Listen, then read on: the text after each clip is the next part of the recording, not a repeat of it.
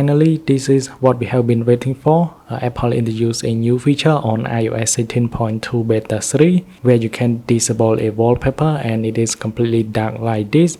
It is just like an Android. Now let me show you how to do it. So if I go into setting, general and about, you can see it is on 16.2 beta 3.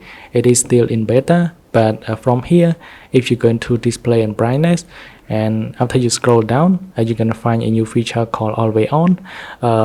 Previously, from the previous version, you only have one option where you can enable always on or disable it completely. But now with this new version, you can go ahead and enable a wallpaper if you like, or you can put your phone completely dark. So if I enable a button, the wallpaper will be visible.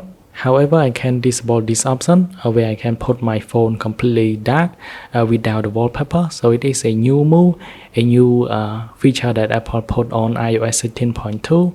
And if you want this feature to be able to work, you may need to update to the latest version 16.2 or 16.2 beta.